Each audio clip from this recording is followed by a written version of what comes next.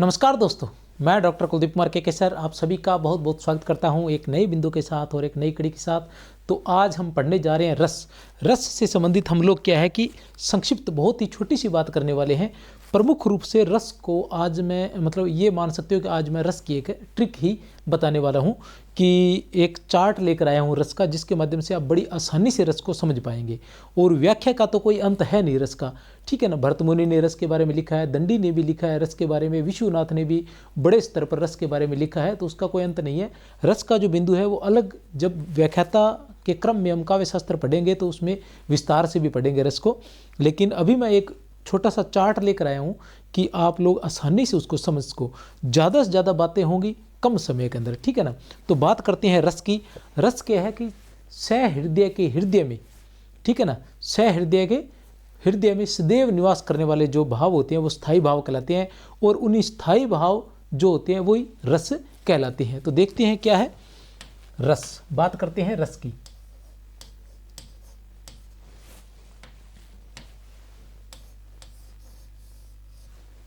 रस जैसे फल आदि के द्वारा प्राप्त रस जो होता है, फल आदि के द्वारा प्राप्त, जिसे हम जूस भी बोल देते हैं, उसके द्वारा प्राप्त आनंद, उसको पीकर हमें या सेवन करके हमें आनंद की प्राप्त होती है। उसी प्रकार साहित्य को पढ़ने से, सुनने से या देखने से जो आनंद की अनुभूति होती है उसी को ही साहित्य के अंतर्गत रस कहा जाता है। मतलब कहने से तात्पर्य है कि साहित्य को पढ़कर जो हमें आनंद की अनुभूति होती है, या जैसे मूवी आदि को देखकर हमें जो आनंद की अनुभूति होती है, उसे हम रस की संज्ञा देती हैं। तो रस जो है, रस के कितने भेद माने जाते हैं? रस के प्रमुख रूप से 4 भेद माने जाते हैं। कितने भेद माने जाते हैं रस के? रस की बात करूं मैं तो रस के 4 भेद जो है माने जाते हैं। कौन कौन से माने जाते हैं वो देख लेते हैं।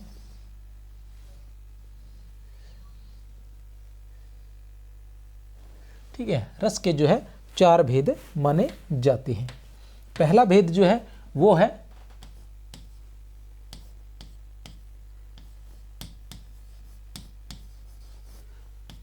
स्थाई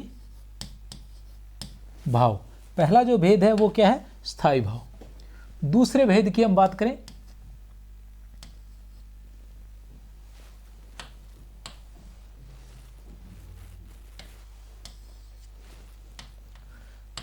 दूसरा भेद है विभाव। दूसरे भेद की बात करें तो है विभाव। दूसरा भेद है विभाव। तीसरे भेद की मैं बात करता हूं तो अनुभाव। और 4 नंबर पर मैं बात करता हूं तो संचारी भाव, या जिन्हें व्यभिचारी भाव भी कहा जाता है। व्यभिचारी भाव, जैसे भरतमुनि ने कहा है ना कि विभावानुभाव शोंगाद्रस रस निष्पत्ति। विभावानुभाव व्यभिचारी शोंगाद्रस रस निष्पत्ति। विभावानुभाव व्यभिचारी शोंगाद्रस रस निष्पत्ति जो है भरतमुनि ने कहा था। तो बात करते हैं स्थायी भावों की। स्थायी भाव, विभाव, अनुभाव और संचारी भाव। स्थायी भाव, विभाव, अनुभाव और संचारी भाव, ये रस के जो है 4 भेद हैं। हम बात करते हैं स्थायी भाव की। स्थायी भाव वे होते हैं जो सहृदय के हृदय में सदैव विद्यमान रहते हैं, या सहृदय में सदैव जो विद्यमान रहते हैं वो स्थायी भाव कहलाते हैं। स्थायी भावों की संख्या जो है अलग अलग जो विद्वान हैं उन्होंने अलग अलग मानी है। भरतमुनि ने 8 मानी है, दंडी ने भी 8 ही मानी है। उसके बाद हम बात करते हैं उद्भट की, रुद्रट की, तो इन्होंने 9 माने हैं, ठीक है ना। भोज की बात करते हैं तो उन्होंने 12 मानी है स्थायी भावों की। रस की संख्या भी यही रहती है, जितने स्थायी भाव उतने ही रस। तो प्रमुख रूप से भरतमुनि ने जो है कितने रस माने हैं? भरतमुनि ने माने हैं 8 रस माने हैं, और 8 ही स्थायी भाव माने हैं। और वैसे हम मूल रूप से कितने रसों की बात करते हैं? तो मूल रूप से हम 9 रसों की बात करते हैं। और वर्तमान में हम रस कितने पढ़ते हैं? 11 पढ़ते हैं। सबके बारे में बताऊंगा कि किसने कितने कितने माने हैं। ये स्थायी भाव है। कहने से तात्पर्य है कि रस जो मूल रूप से कहलाते हैं वो स्थायी भाव ही कहलाते हैं, ठीक है ना। जो स्थायी भाव हृदय में रहते हैं और वही रस के रूप में परिवर्तित होते हैं, ठीक है ना। वही रस के रूप में परिवर्तित होते हैं। लेकिन वो परिवर्तित हो कैसे? क्योंकि वो तो हृदय में सदैव निवास करते हैं, ठीक है ना। सहृदय के हृदय में सदैव निवास करते हैं, या सहृदय में सदैव जो है वो निवास करते हैं। अब वो कैसे बाहर निकले? तो उनको बाहर निकालने का काम कौन करते हैं? विभाव। विभाव जो होते हैं वो स्थायी भावों के उद्बोधक कहलाते हैं, उनको जागृत करने वाला कहलाते हैं। विभाव जो होते हैं वो स्थायी भावों को जागृत करते हैं। ठीक है, अब जागृत कर दिया, अब जागृत हुए, लेकिन वो कैसे हुए? ठीक है ना, जो परिस्थितियां वगैरह है, जो वातावरण वगैरह है, वो सब कौन देते हैं? विभाव देते हैं। जिसके हृदय में भाव जागृत होते हैं वो भी विभाव में आता है, जिसको देखकर जागृत होता है वो भी विभाव में ही आता है। ठीक है ना, और जिसके हृदय में जागृत होता है वो भी इसी के अंतर्गत आते हैं, और जो उनको और अधिक उत्तेजक करते हैं वो भी विभाव में ही आते हैं। फिर अनुभाव की बात करें तो अनुभाव में क्या है कि अब स हृदय में स्थायी भाव जागृत हो गए रस के रूप में वो, ठीक है ना, रस के रूप में वो जागृत भी हो गए हैं। लेकिन कैसे पता चले कि वो जागृत हुए? तो जो आश्रय की जो चेष्टाएं होती है, किसके मन में जागृत होते हैं? स्थायी भाव रस जो होते हैं वो आश्रय के मन में जागृत होते हैं। तब आश्रय के मन में जो जागृत होते हैं तो वो जो चेष्टाएं करता है वो सारी की सारी चेष्टाएं अनुभाव के अंतर्गत आती हैं। और उन चेष्टाओं को और अधिक जो है रस को जो है और अधिक जो उत्तेजित बनाते हैं वो संचारी भाव होते हैं, जो सहायक होते हैं रस के, जो हम कह सकते हैं सहायक भाव भी कह सकते हैं। अब चलते हैं आगे। स्थायी भाव की बात करें तो भरत मुनि ने 8 माने हैं। स्थायी भाव की हम बात करें तो भरत मुनि ने 8 माने हैं। नॉर्मली एक बार फिर मैं स्थायी भाव, विभाव, अनुभाव और संचारी भाव को बता दूं कि जैसे कहने से तात्पर्य ये है कि राधा थी, राधा के मन में कृष्ण के प्रति या राधा के मन में सभी भाव जागृत थे। श्रृंगार का भाव भी जागृत था, भक्ति का भाव भी था, हम कह सकते हैं वीर रस का भाव भी था, या रौद्र रस का भाव भी, ये सभी भाव जागृत थे। लेकिन उन्होंने जैसे ही श्री कृष्ण को देखा तो उनके मन में श्रृंगार रस का भाव जागृत हुआ, मतलब रति का भाव कह सकते हो, श्रृंगार रस जागृत हुआ। वो भाव की बात करें तो रति का भाव जो है जागृत हुआ। अब राधा के मन में रति का भाव जागृत होता है। कहने से तात्पर्य कि पहले राधा थी और राधा के मन में वो पहले से विद्यमान थे सारे के सारे भाव जो है, लेकिन अब उनको क्या मिला? विभाव। विभाव में उनको कौन मिले? कृष्ण। अब कृष्ण को देखकर उनके मन में जो है वो भाव जागृत हुए। तो ये विभाव है जो उनको जागृत करते हैं। लेकिन रति का भाव ही क्यों जागृत हुआ? क्योंकि उन्होंने जो देखा वो जैसे नदी के किनारे या मान वृंदावन में इस तरह से, तो वहाँ का स्थिति वातावरण ऐसा था कि रति का भाव ही जागृत हुआ उनके मन में। ठीक है ना। अब क्या है कि भाव तो जागृत हो गया राधा के मन में। किसके मन में जागृत हुआ? राधा के मन में भाव जागृत हुआ। अब अनुभाव।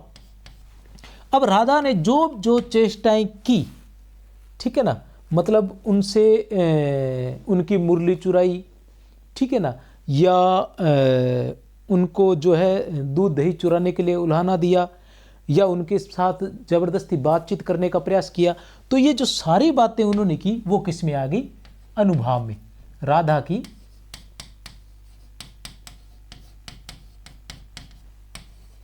जो भी बातचीत थी वो अनुभाव में आई है। और उसको और अधिक जो करने वाले थे वो थे संचारी भाव, और अधिक उत्तेजित करने वाले थे संचारी भाव, मतलब रस को और अधिक, रस के सहायक होते हैं ये। ठीक है ना। अब देखते हैं वापस स्थायी भाव की बात करें तो स्थायी भाव भरत मुनि ने 8 माने हैं। भरत मुनि ने स्थायी भाव हम बात करें तो 8 माने हैं, मतलब 8 रस। पहले हम 8 रस की बात करेंगे। श्रृंगार, रौद्र, वीर, विभत्स। श्रृंगार, रौद्र, वीर, विभत्स। ठीक है ना। श्रृंगार पहले 4 है जो प्रमुख और 4 गौण माने हैं। 1 नंबर पर हम बात करते हैं श्रृंगार, रौद्र, वीर, विभत्स। श्रृंगार, रौद्र, वीर, विभत्स। ठीक है ना। इसके बाद हास्य, करुण। हास्य, करुण, अद्भुत, भयानक। हास्य, करुण, अद्भुत, भयानक। ठीक है ना। 5 नंबर पर आएगा हास्य, करुण,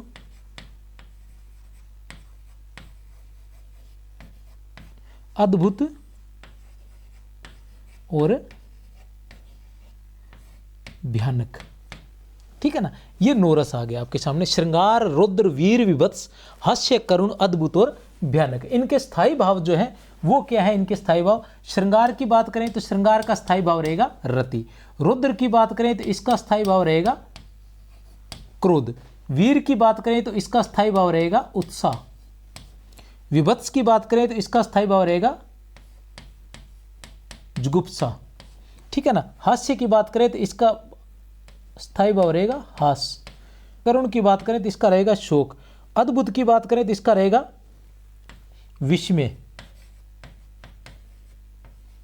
और भयानक की बात करें तो इसका रहेगा भय, ठीक है। क्या आएगा, श्रृंगार की बात करें तो इसका रति स्थायी भाव, रुद्र की बात करें तो क्रोध, वीर का उत्साह, विभत्स का जुगुप्सा, हास्य का हास, करुण का शोक, अद्भुत का विस्मय और भयानक का भय, ये इनके संदर्भ। अब भर्तृमुनि ने इनमें से क्या कहा है कि इनमें से जो प्रथम चार हैं वो तो है प्रधान रस, प्रथम चार जो है वो क्या है, प्रधान रस हैं। प्रथम चार क्या है,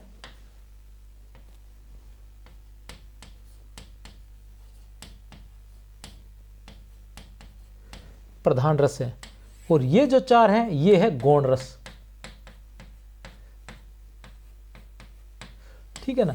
ये कुल 8 किसने माने हैं,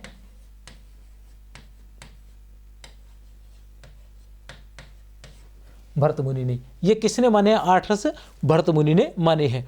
कौन कौन सी हैं, श्रृंगार, रुद्र, वीर, विभत्स। वैसे ना बाकी सारे माने, आप ये देख लेना कि शांत रस है, 9वां रस हमेशा शांत माना जाता है, बस शांत को नहीं माना भर्तमुनि ने, बाकी चारों के चारों माने हैं। पर प्रमुख और गौण की बात करें तब समस्या आ जाती है कि भर्तमुनि ने प्रमुख रस कौन से माने हैं और गौण रस कौन से माने हैं। प्रमुख रस की बात करें तो श्रृंगार, रुद्र, वीर और विभत्स, श्रृंगार, रुद्र, वीर और विभत्स, और बाकी जो बच्चे चार वो क्या हो गए, गौण रस हो गए। कौन कौन से गौण रस, हास्य, करुण, अद्भुत, भयानक, हास्य, करुण, अद्भुत और भयानक, हास्य, करुण, अद्भुत और भयानक, हास्य, करुण, अद्भुत और भयानक, ये है गौण रस। कुल 8 रस माने हैं भर्तमुनि ने। अब बात करें 9 रस, तो 9वां जो रस है, 9वां जो रस है वो रस कौन सा है, वो है शांत रस। कौन सा रस है, शांत रस। और 9वां शांत रस है, इसको किसने माना है, इसको माना है उद्भट ने। किसने माना है, उद्भट ने। 9वां रस जो है वो शांत रस है, इसको किसने माना है, उद्भट ने माना है। अब हम बात करें 10वां रस, 10वां रस की बात करें, 10वां रस, 10वां रस कौन सा है, 10वां रस है प्रयान।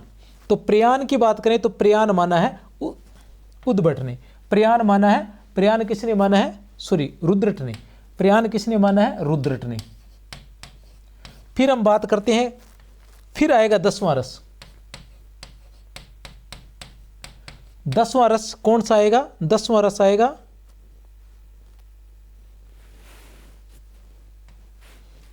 फिर आएगा 10वां रस। 10वां रस की हम बात करें तो 10वां रस आएगा भक्ति, शांति और भक्ति है वत्सल, हाँ वत्सल। 10वां रस आएगा वत्सल। वत्सल की बात करें तो किसने माना है, विश्वनाथ ने। किसने माना है, विश्वनाथ ने, ठीक है ना। और 11वां रस जो है, 11वां रस की बात करें तो 11वां रस किसने, 11वां रस कौन सा है, भक्ति रस, ठीक है ना, भक्ति रस। तो ये किसने माना है, ये माना है भानुदत्त ने।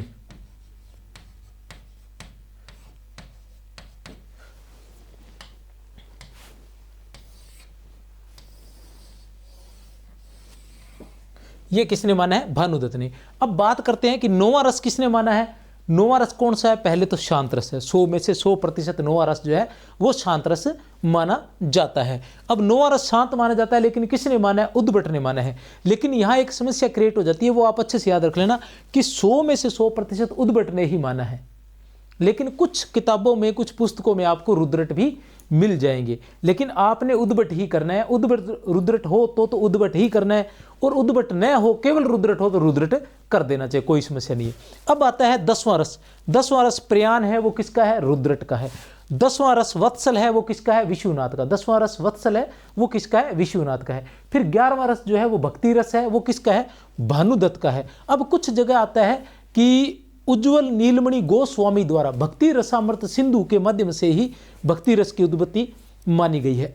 कुछ किताबों में ऐसा दिया हुआ है कि उज्ज्वल नीलमणि गोस्वामी का जो एक ग्रंथ है भक्ति रसामृत सिंधु, उसी के माध्यम से भक्ति रस की उत्पत्ति हुई थी, तो भक्ति रस उसके कारण हुआ था, तो वो भी आ सकता है।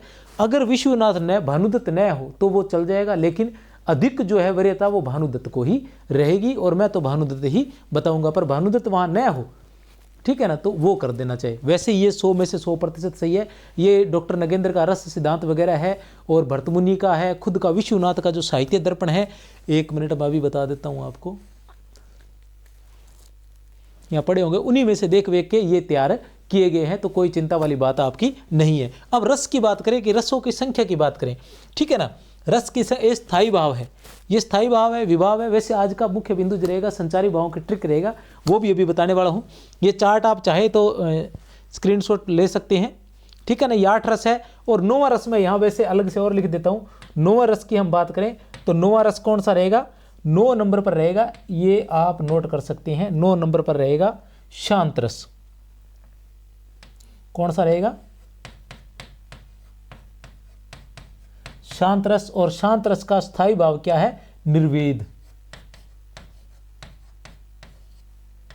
ठीक है ना। शांत रस का स्थायी भाव क्या रहेगा? निर्वेद रहेगा। शांत रस का जो स्थायी भाव है उसको भी अलग अलग साहित्यकारों ने अलग अलग माना है। अपने फिलहाल ये इतना ही, क्योंकि अपने को ज़्यादा डीप में एक बार जाना नहीं है, ये देख सकते हो आप, ठीक है ना। अब चलते हैं रसों की संख्या पर, कि अलग अलग लोगों ने अलग अलग रस माने हैं। तो उसमें प्रमुख रूप से हम माने कि भरतमुनि है। भरतमुनि ने कितने रस माने हैं? 8 रस माने हैं। अब हम बात करते हैं दंडी की, तो दंडी ने भी 8 ही रस माने हैं। फिर हम बात करते हैं उद्भट की। उद्भट और रुद्रट, इन्होंने 9 रस माने हैं। देखते हैं, लिख लेते हैं एक बार।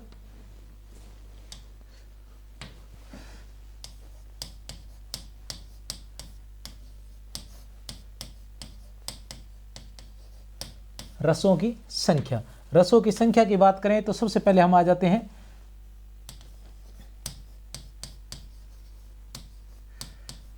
भरतमुनि, फिर हम लिखते हैं दंडी,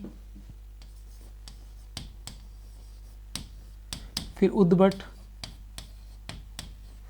फिर रुद्रट, और फिर आ जाएगा भोज आगे, जैसे मान लो, ठीक है ना। अब इनकी बात करते हैं, तो भरतमुनि ने कितने माने हैं? 8 रस। दंडी ने 8 रस। उद्भट ने 9 रस। रुद्रट ने भी 9 रस, और भोज ने 12 रस माने हैं। रसों की संख्या जो है वो 12 मानी है। चलते हैं आगे।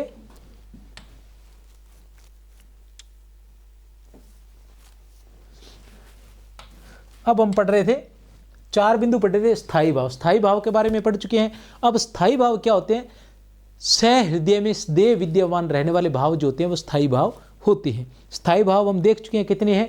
स्थायी भावों की संख्या भरतमुनि के अनुसार 8 है, ठीक है ना। भरतमुनि के अनुसार स्थायी भावों की संख्या 8 है, ठीक है ना। और वैसे जो मूल रूप से हम माने जाते हैं 9 रस माने जाते हैं। 9 रस हमेशा से ही, ठीक है ना, तो 9 रस माने जाते हैं। और 9वां जो रस है वो शांत रस है, और उसका स्थायी भाव क्या है? निर्वेद है, ठीक है ना, निर्वेद है। स्थायी भाव हम पढ़ चुके हैं। अब हम देखेंगे कि विभाव, दूसरा भाग जो है वो क्या है? विभाव।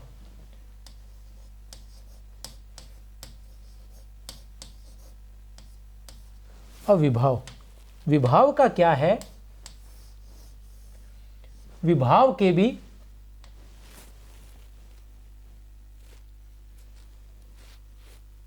2 भेद होते हैं। विभाव के भी कितने भेद होते हैं? 2 भेद होते हैं। कौन कौन से होते हैं 2 भेद? देख लेते हैं कौन कौन से 2 भेद होते हैं। एक होता है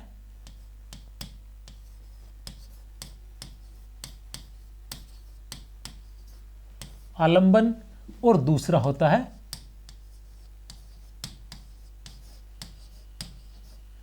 उद्दीपन। आलंबन के भी आगे कितने भेद होते हैं? 2 भेद होते हैं। आलंबन के भी आगे 2 भेद होते हैं। वो कौन कौन से होते हैं?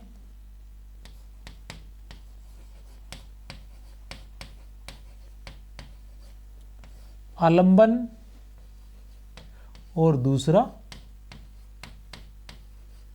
आश्रय। ठीक है ना, आलंबन और आश्रय विभाव। अब क्या विभाव क्या होते हैं? स्थायी भावों के उद्बोधक। विभाव क्या होते हैं? स्थायी भावों के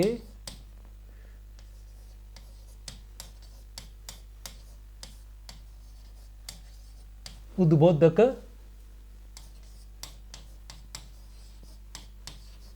विभाव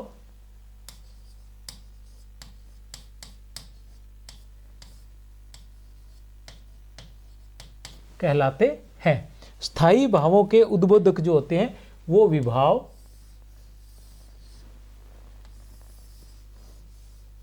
कहलाते हैं। स्थायी भावों के उद्बोधक जो है वो विभाव कहलाते हैं।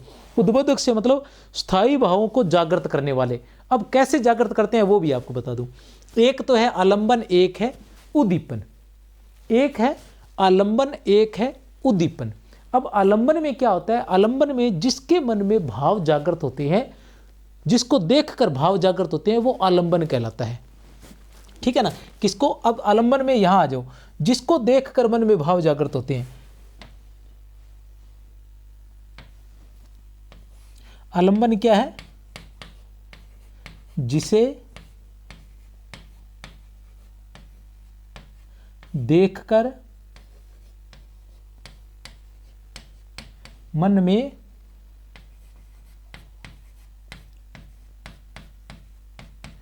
भाव जागृत होते हैं। ठीक है ना, जिसे देखकर मन में भाव जागृत होते हैं या जिसे देखकर रस की उत्पत्ति होती है वो आलंबन कहलाते हैं। आश्रय क्या होता है?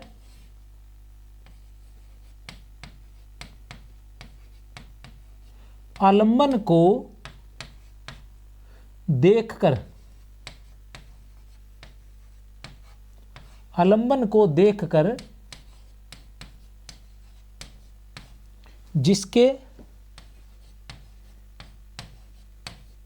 मन में, आलंबन को देखकर जिसके मन में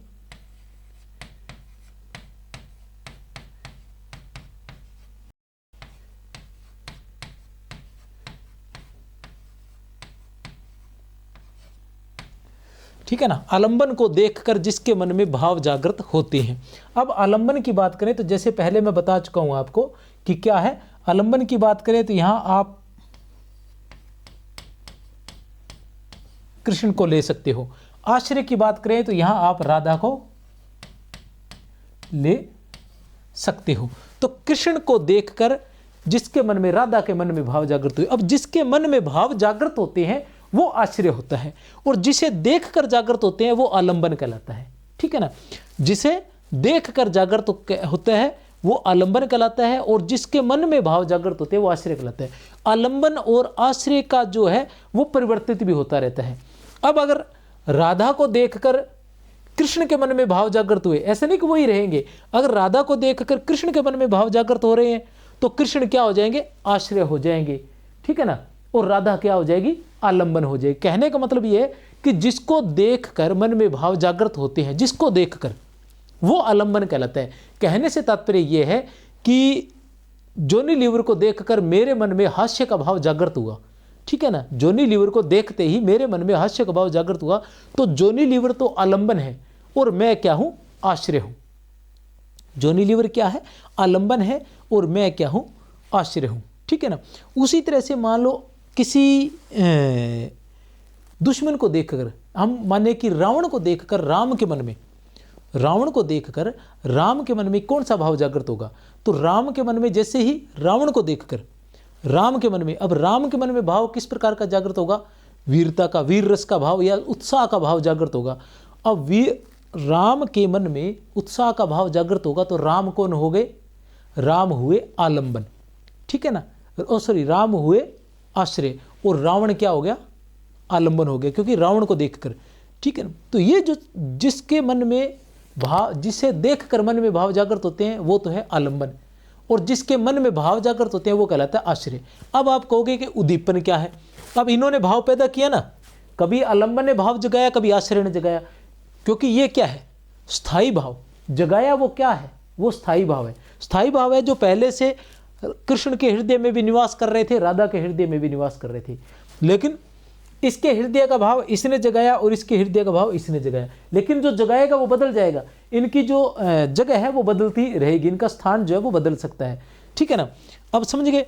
अब क्या है कि इनकी जो चेष्टाएं थी, मतलब ये जगाया, इसको और अधिक उत्तेजित करने के लिए उद्दीपन, उद्दीपन जो है वो क्या करते हैं,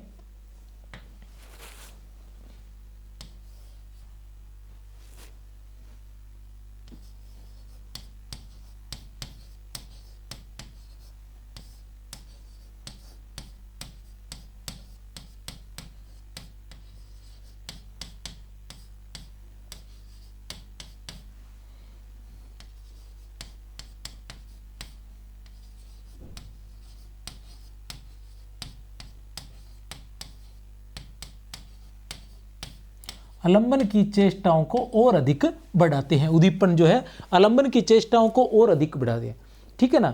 अब कहने का मतलब है कि जो वातावरण है वो उद्दीपन के अंतर्गत आता है। जैसे हम रीतिकाल की बात करते हैं तो रीतिकाल में क्या है, हम क्या मानते हैं कि प्रकृति का चित्रण जो है वो उद्दीपन रूप में हुआ है, आलंबन रूप में नहीं हुआ। अब छयवाद की बात करते हैं तो उसमें पंत की कविताओं के अंदर आलंबन रूप में हुआ है, क्योंकि मुख्य आलंबन ही है, ठीक है ना। उद्दीपन रूप में मतलब इसका सहारा लिया जाता है। अब यहाँ जैसे मान लो इसके अंदर हम कह सकते हैं कि हम श्रृंगार रस की बात करें तो उद्दीपन क्या रहेगा, श्रृंगार रस की बात करेंगे तो उद्दीपन क्या रहेगा, जैसे नदी है, बारिश है, ठीक है ना, और चांदनी रात है, और इस तरह से मतलब सुहाना जो भी समय रहेगा, अच्छा समय जो रहेगा, वो सारा श्रृंगार रस के उद्दीपन रहेंगे। अब वीर रस की बात करें, वीर रस की बात करें तो वीर रस में क्या रहेगा, वीर रस में उद्दीपन में क्या आएगा, वीर रस में आएगा युद्ध का वर्णन आ जाएगा, युद्ध का दृश्य आ जाएगा, शत्रु को सामने देखना हो गया, तो इससे क्या होगा, वीर रस की उत्पत्ति होगी या उत्साह स्थायी भाव जो जागृत होगा। अब भयानक की बात करें तो सामने कोई अविस्मरणीय घटना हो गई है, ठीक है, डरावनी घटना हो रही है तो वो भयानक हो जाता है। तो ये जो है उद्दीपन वो रहते हैं कि उद्दीपन एक वातावरण बनाते हैं, ठीक है ना। उद्दीपन जो होता है वो जो वातावरण होता है वो उद्दीपन के अंतर्गत आता है। ये भाव जागृत इनके मन में नहीं हो सकता, ये वातावरण बनाते हैं। कहने का तात्पर्य ये है कि अब देखा जाए कि कृष्ण और राधा, अब कृष्ण व्यक्ति एक ही है, ठीक है ना, कृष्ण जो है व्यक्ति एक ही। अब कृष्ण राधा को देखकर कौन सा भाव जागृत होगा, ठीक है ना, और कैसी जगह, ठीक है ना। अगर राधा को वो मान लो हम बात करें कि जैसे उपवन वगैरह में ऐसी जगह पर अगर वो देख रहे हैं तो रति का भाव जागृत होगा, श्रृंगार का भाव जागृत होगा, ठीक है ना। लेकिन अगर राधा को वो दुख में देख रहे हैं, वियोग में देख रहे हैं, तो करुण रस का भाव जागृत होगा, ठीक है ना। उसी तरह वही कृष्ण है, कृष्ण अगर कंस को देखेंगे तो उनके मन में उत्साह का भाव जागृत होगा, मतलब वीर रस जागृत होगा, ठीक है ना, या रौद्र रस जागृत होगा। तो ये जो चीज़ें हैं वातावरण जो है, और वातावरण भी कब कैसे, वो जो वातावरण मिलेगा तब वो वैसा भाव जागृत होता है, बिना वातावरण के भाव भी जागृत नहीं हो पाता है, ठीक है। अब कहने का मतलब ये है कि राधा को मतलब कंस को जब वो मार रहे हैं तब अगर राधा दिखेगी तो क्या श्रृंगार का भाव जागृत होगा, नहीं, क्योंकि वहाँ का जो वातावरण है वो अलग है, ठीक है ना। तो वो जो उद्दीपन रहते हैं वो ये उद्दीपन ये रहते हैं, ये वातावरण बनाते हैं, ठीक है ना।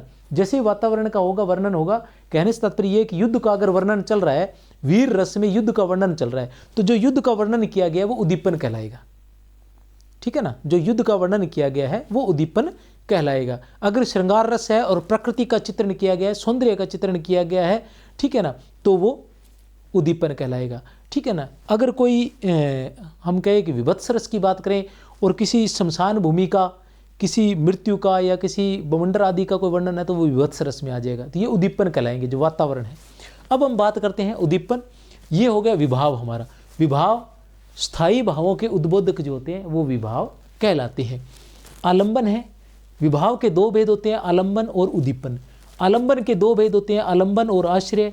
आलंबन जिसे देखकर मन में भाव जागृत होता है, आश्रय आलंबन को देखकर जिसके मन में भाव जागृत होता है वो आश्रय कहलाता है। उद्दीपन आलंबन की चेष्टाओं को और अधिक बढ़ाते हैं। अब हम बात करते हैं 3 नंबर पर। 3 नंबर भाव जो है वो है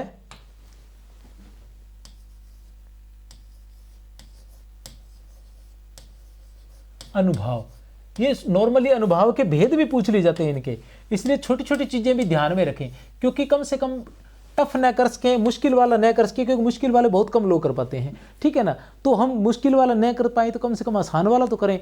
तो कम से कम पहला जो बेसिक है वो हमें ध्यान होना चाहिए, तभी हम आगे तक जा पाएंगे। जब हम बेसिक का नॉलेज नहीं होगा तो हम आगे कैसे जाएंगे। तो इसलिए पहले बेसिक देखें और उसके बाद आगे जितना मर्जी जाते जाएँ, कोई समस्या नहीं, लेकिन धीरे धीरे इस हिसाब से आगे जाएँ कि बेसिक न भूले कहीं भी, ठीक है ना। बेसिक भूलेंगे तो बहुत बार जैसे ये परिभाषाएं पूछ ली जाती है नॉर्मली, ठीक है ना। अनुभाव किसे कहते हैं, अनुभाव के कितने भेद होते हैं, विभाव किसे कहते हैं, विभाव के कितने भेद होते हैं, ठीक है ना। संचारी भाव कितने होते हैं, इनमें से कौन सा संचारी भाव नहीं है, इनमें से कौन सा विभाव नहीं है, इनमें से कौन सा अनुभाव नहीं है, ठीक है ना। देखते हैं। और अनुभाव के जो भेद हैं वो कितने माने गए। अनुभाव क्या होते हैं, अब आश्रय के द्वारा की गई जो चेष्टाएं होती हैं वो अनुभाव में आती है। कहने से तात्पर्य है कि जैसे मैंने पहले बताया कि कृष्ण को देखकर राधा के मन में भाव जागृत हुए। अब राधा के मन में जो भी भाव जागृत हुए वो जब दिखाई देंगे, ठीक है ना, तो वो क्या कहलाएंगे, अनुभाव कहलाएंगे। अब वो क्या कैसे दिखाई देंगे, उसके 4 भेद होते हैं। कितने भेद होते हैं उसके जो है 4 भेद होते हैं। कौन कौन से होते हैं वो भी देख लेते हैं। 1 नंबर पर हम बात करें, 1 नंबर पर बात करें तो हम होता है, सबसे पहले भेद होता है सात्विक। सात्विक अनुभाव। 2 नंबर पर हम बात करें तो वाचिक अनुभाव। 3 नंबर पर हम बात करें तो कायिक अनुभव। 4 नंबर पर हम बात करें तो आहार्य अनुभव, ठीक है। ये 4 आ गए, 1 2 3 और 4। ये 4 जो है भेद है।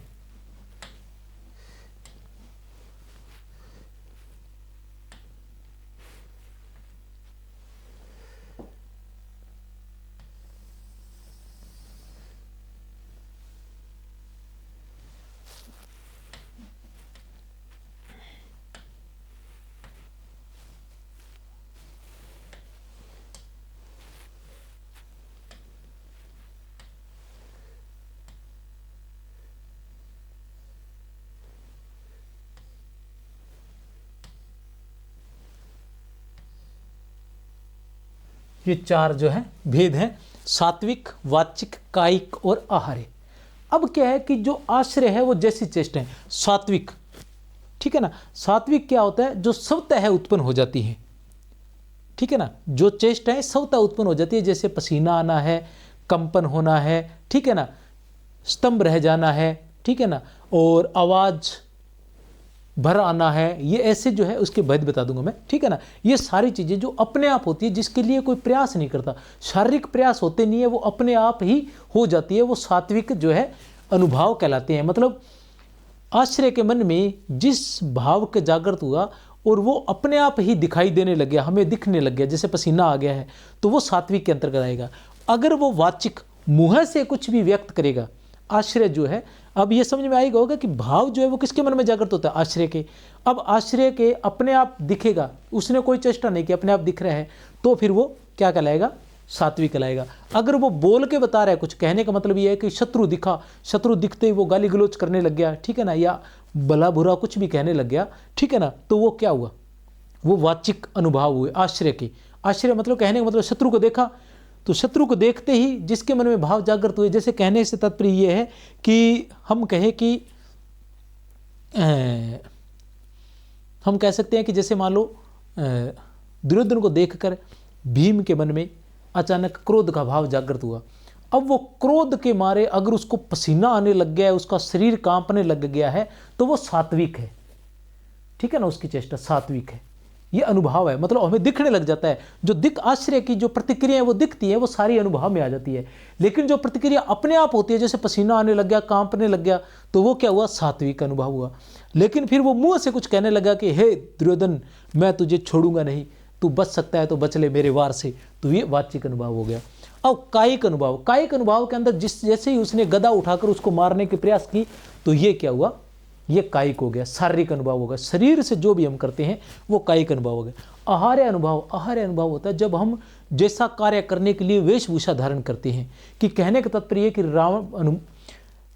भीम ने दुर्योधन को ललकारा, ललकारने के बाद दुर्योधन ने कहा कि मैं तुझसे द्वंद्व युद्ध करना चाहता हूँ, ठीक है ना। अब क्या किया कि द्वंद्व युद्ध करने के लिए उसने क्या किया कि कहने का मतलब यह है कि अपने वस्त्र जो है चेंज कर दिए, वैसी वेशभूषा धारण की। पहले जो पहने हुए थे उसकी बजाय दूसरी वेशभूषा पहनी। कहने का मतलब ये होता है कि एक हीरो जो होता है वो जैसे ही नॉर्मल कपड़े पहने होते हैं, जीन्स और टी शर्ट पहनी होती है, लेकिन वो क्या है, अखाड़े में जाता है तो उससे पहले क्या करता है, अखाड़े की ड्रेस पहन लेता है। तो उसी तरह से आहार्य अनुभव, वैसा वेशभूषा धारण करना, ठीक है ना, वैसी वेशभूषा धारण कर लेना। क्योंकि उससे क्या है कि उसके कहने का मतलब ये है कि मेरे अंदर राम के प्रति कृतज्ञता का भाव जागृत हुआ है, राम के प्रति भक्ति का भाव जागृत हुआ है। तो एक तो तरीका ये है कि अपने आप मुझे देखकर पता चले कि हाँ भक्ति का भाव है, ठीक है ना। दूसरा ये है कि मैं मुँह से राम के जो भजन है वो गाने लग जाऊं। तीसरा ये है कि मैं हाथों से ताली मार मार के राम के गीत गाने लग जाऊं। चौथा ये है कि मैं राम की वेशभूषा धारण कर लूं, या मैं हनुमान की वेशभूषा धारण कर लूं, ठीक है ना, इस तरह से, या मैं लक्ष्मण की वेशभूषा धारण करके उसका भक्त बन जाऊं, या तुलसीदास की वेशभूषा धारण कर लूं, ताकि सामने वाले को वो वेशभूषा वैसी धारण की जाती है कि सामने वाले को पता चल जाए। हनुमान बनाऊं तो भी सामने वाले को पता चल जाएगा कि ये राम का भक्त है, ठीक है ना। और अगर मैं तुलसीदास की वेशभूषा धारण करूंगा तो भी सामने वाले को पता चल जाएगा कि ये किसका, राम का भक्त है, ठीक है ना। तो ये ऐसी वेशभूषा धारण करना कि सामने वाले को पता चल जाए, ठीक है ना। तो वो आहार्य के अंतर्गत रहता है, वेशभूषा धारण करने का। तात्पर्य है कि मैं राम का भक्त हूँ और मैं वेशभूषा सूरदास की करूंगा या रावण की पहनूंगा, तो कौन कहेगा कि मैं राम का भक्त हूँ। रावण की वेशभूषा देखते पता चल जाएगा कि ये तो राम का दुश्मन है। और अगर मैं सूरदास की वेशभूषा पहनूंगा या मीरा की वेशभूषा पहनूंगा तो पहनते ही सामने वाले को पता चल जाएगा कि ये तो कृष्ण का भक्त है। तो इसलिए वैसी वेशभूषा धारण करना जैसा मन में भाव जागृत हुआ है, ठीक है ना, ये आहार्य के अंतर्गत आता है। सात्विक, वाचिक, कायिक और आहार्य। अब हम बात करते हैं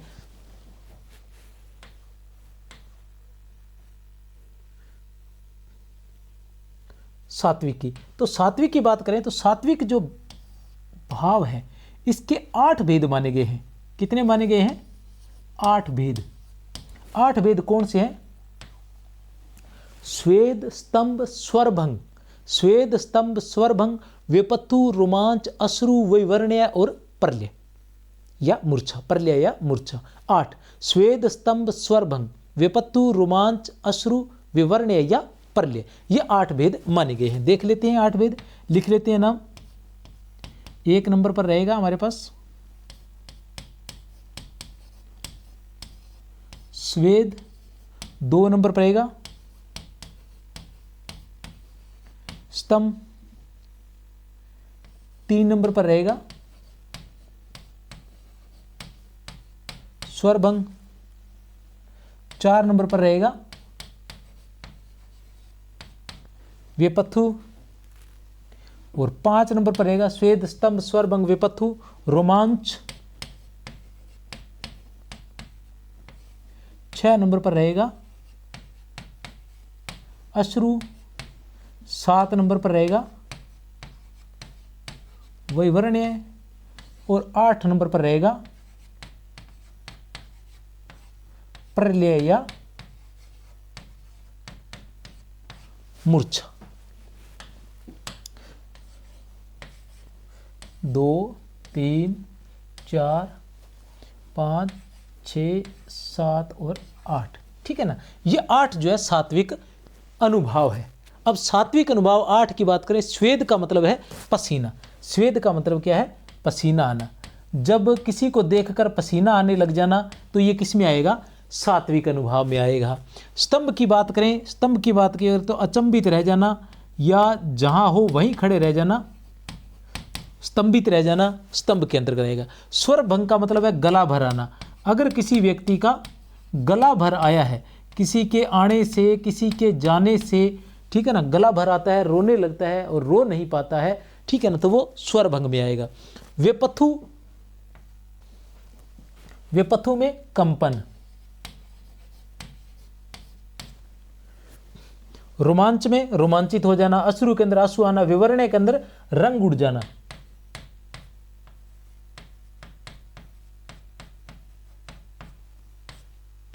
रंग उड़ जाना, हम कहते हैं ना जैसे रंग उड़ गया भी, अचानक किसी को सामने देखकर जैसे ही अध्यापक कक्षा के अंदर आए तो बच्चों के रंग उड़ गए, या बच्चा नकल मार रहा था और पुलिस को देखकर उसका रंग उड़ गया भी, जैसे ही वो क्या बोलते हैं चेकिंग वाले आए तो रंग उड़ गया। उस तरह से रंग उड़ जाना कहने का मतलब ये है भी घबरा जाना जो होता है, रंग उड़ जाना, वो अपन देखते हैं ना कि रंग कैसे उड़ गया तेरा, ठीक है ना, तो वो वाली बात रहेगी इसके अंदर विवरणे के अंतर्गत।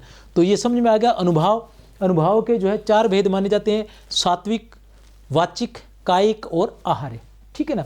सात्विक के अंतर्गत ये 8 भेद आते हैं, स्वेद, स्तंभ, स्वर भंग, विपथु, रोमांच, अश्रु, विवरण्य, प्रलय या मूर्छा। प्रलय या मूर्छा मतलब अत्यधिक किसी दुख के कारण मूर्छित हो जाना, या फिर अत्यधिक खुशी के कारण भी मूर्छित हो जाना, तो ये सारा प्रलय या मूर्छा उसी के अंतर्गत आ जाएगा। अचानक मूर्छित हो जाना इसी के अंतर्गत आएगा। अब हम बात करते हैं 4 नंबर भेद की, ठीक है ना। रस का जो चौथा भेद है वो है संचारी भाव।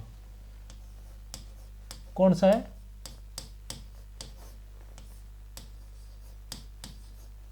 संचारी भाव। अब संचारी भाव की बात करें, जिसे व्यभिचारी भाव भी कहा जाता है, संचारी भाव की बात करें तो इसकी एक ट्रिक है, ठीक है ना, जिससे आसानी से आप लोग जो है 33 के 33 संचारी भाव याद कर लोगे। वो ट्रिक मैं आपको बता देता हूं। संचारी भाव को याद करने की एक ट्रिक है, वो बता देता हूं मैं, ठीक है ना। सबसे पहले आप क्या लिखोगे? 5 वै, 5 वै वितर्क, विषाद, विबोध, व्रीड़ा, व्याधि। 5 वै वितर्क, विषाद, विबोध, व्रीड़ा, व्याधि। 4 ऐसुया, अमर्ष, अपस्मार, अविथा, ठीक है ना, ऐसुया, अमर्ष, अपस्मार, अविथा। फिर आएगा 4 मैं, मद, मति, मरण, मोह। 4 मैं, मद, मति, मरण, मोह। 3 उग्रता, उन्माद और उत्सुकता। 3 उग्रता, उन्माद और उत्सुकता। फिर आएगा 2 वाले, शनि, चस, आग। शनि, चस, आग, इनके 2 आएंगे। 6 से शंका और श्रम, नी से निद्रा और निर्वेद, च से चिंता और चपलता, स से क्या बोलते हैं, शनि, चस, स से शंका और श्रम, और उसके बाद आ से आवेग और आलस्य, ग से गर्व और गलानी, ठीक है ना। फिर आता है तज दे हद, तय से त्रास, जय से जड़ता, द से दैन्य, है से हर्ष और ध से धैर्य, ठीक है, या धृति कह सकते हैं जिसे धैर्य। अब मैं अभी देख सकते हो आप, ठीक है ना। सबसे पहले क्या आएगा? 5 वै, ठीक है ना। फिर आएगा 4 ए, फिर आएगा 4 मैं, फिर आएगा 3 उ, ठीक है। अब इनको देख लेते हैं। ये हो गया 5 वै, 4 ए, 4 मैं और 3 उ। उसके बाद आएगा नीचे हम लिखेंगे शनि,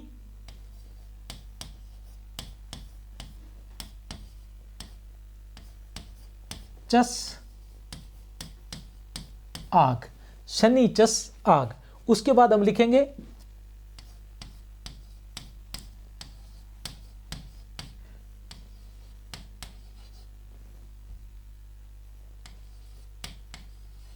तज दे हद, ठीक है ना। इतना सा लिखना है कि 5 वै, 4 ए, 4 मैं, 3 उ, फिर शनि, चस, आग और तज दे हद। शनि, चस, आग और तज दे हद। शनि, चस, आग और तज दे हद। अब कैसे रहेगा? 5 वै, 5 वै का क्या रहेगा? वितर्क, विषाद, विबोध, व्रीड़ा, व्याधि। वितर्क, विषाद, विबोध,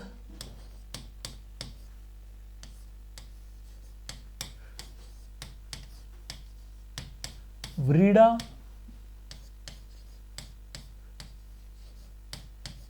और व्याधि। फिर आएगा 4 ऐसुया,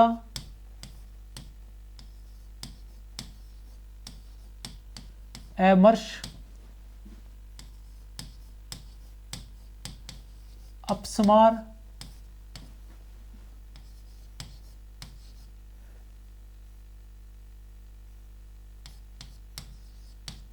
अविहत, ठीक है ना। फिर आएगा मैं से मद मति मरण मोह है। 3 ऊ से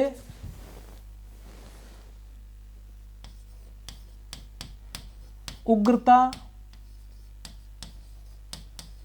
उन्माद और उत्सुकता। उग्रता उन्माद और उत्सुकता।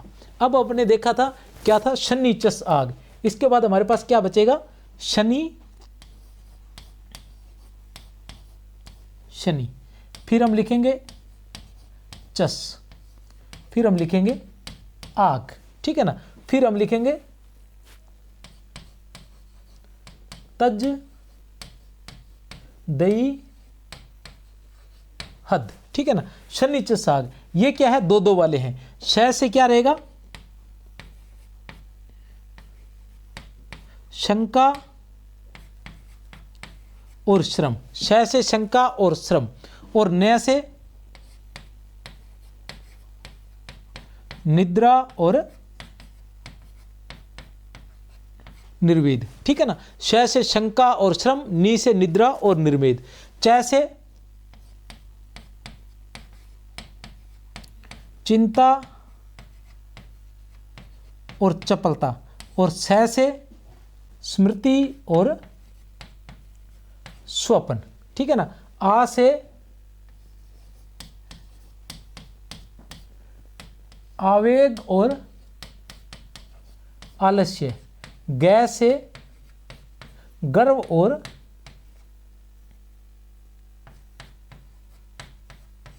गलानी, गर्व और गलानी।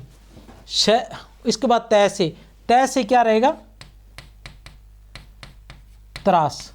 जय से क्या रहेगा, जड़ता। दै से क्या रहेगा, दैन्य। है से क्या रहेगा, हर्ष, और ध से क्या रहेगा, धृति। ये इस तरह से अभी हम देख लेते हैं कितने हैं, 5 और 4 9, 9 और 4 13, 13 और 3 16, 16 और 2 18, 18 और 2 20, 20 2 22, 22 2 24, 24 और 2 26, 26 और 2 28, 28 29 30 31 32 और 33, ये हो गए 33, ठीक है ना। एक बार फिर से बता दूं कि 5 वह, आप देख सकते हो, मैं बोल देता हूं 5 वह। 5 वह का मतलब है वितर्क विषाद विबोध विरीड़ा व्याधि। 5 वह वितर्क विषाद विबोध विरीड़ा व्याधि। फिर आएगा 4 असूया अमर्ष अपस्मार और अविथा। असूया अपस्मार, असूया अमर्ष अपस्मार और अविथा। फिर आएगा 4 मद मति मरण मोह। फिर 3 आएगा उग्रता उन्माद और उत्सुकता। फिर आएगा शनि चस आग, शनि चस आग। श से शंका और श्रम, नी से निद्रा और निर्विद, ठीक है ना। आ से आवेग और आलस्य। फिर शनि चस, च से चिंता और चपलता, स से स्मृति और स्वपन, स्मृति और स्वपन। फिर आग से आवेग और आलस्य, ग से गर्व और गलानी। फिर आएगा तज देहद। तज देहद में तय से त्रास, जय से जड़ता, दई से दैन्य, है से हर्ष और ध से धृति। एक बार फिर आप देख सकते हो आपके सामने वितर्क मतलब जहां तर्क वितर्क की बात हो। विषाद का मतलब अनिष्ट से जो दुख उत्पन्न होता है। विबोध का मतलब ज्ञान प्राप्त होना। विरीड़ा का होता है लज्जा, व्याधि का बीमारी। विबोध का होता है ज्ञान का बोध होना। विरीड़ा का होता है लज्जा। विरीड़ा क्या क्या रहता है, लज्जा रहता है, ठीक है ना। व्याधि का बीमारी होता है। असूया का मतलब क्या होता है, असूया का मतलब होता है कि किसी की मतलब किसी के उन्नति से, किसी की उन्नति से जलकर उसकी अनिष्ट के बारे में सोचना असूया कहलाता है। और अमर्ष क्या होता है कि आपकी अवज्ञा होने पर आप में जो क्रोध आता है वो अमर्ष कहलाता है, ठीक है ना। असूया क्या होता है, किसी की उन्नति को देखकर जलना और जलने के साथ साथ उसका अनिष्ट करने की सोचना असूया में आता है। अमर्ष की बात करें कि आपकी इच्छा अनुसार कार्य नहीं हुआ, आपकी आज्ञा की अवहेलना हुई, तो जो क्रोध आता है वो अमर्ष में आता है। अपस्मार क्या होता है, मिर्गी के समान जो दौरा पड़ता है वो अपस्मार के अंदर आता है। और अवित, अवित का क्या रहता है, लज्जा के कारण भावों को छुपाना अवित कहलाता है। लज्जा के कारण, एक मिनट, लज्जा के कारण भावों को छुपाना, लज्जा के कारण भावों को छुपाना किस में आता है, अवित में आता है। मद का मतलब मद अत्यधिक गर्व होना, या मति का मतलब आप बुद्धि, मरण का मतलब मरण के समान, मोह का मतलब स्नेह, उग्रता भी हो जाती है उसी के अंदर, उन्माद, अत्यधिक, मतलब कह सकते हैं कि किसी चीज़ की, किसी भाव की अत्यधिकता होना उन्माद के अंतर्गत आता है। उत्सुकता, रह न पाना, ठीक है ना, किसी कार्य के लिए या मतलब किसी चीज़ के लिए रह न पाना उत्सुकता में आ जाता है। फिर शंका, श्रम, निद्रा, निर्वेद, निर्वेद का मतलब समभाव, जो शांत रस का भाव है, शांति का भाव जो होता है निर्वेद के अंतर्गत आता है। चिंता, चपलता के अंदर चंचलता आ जाती है। स्मृति का मतलब याद हो गया। गर्व, गलानी,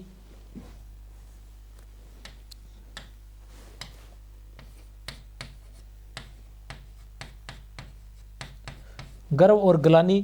त्रास, जड़ता, दैन्य, दैन्य का मतलब दीनता का भाव। हर्ष, धृति, धृति का मतलब धैर्य।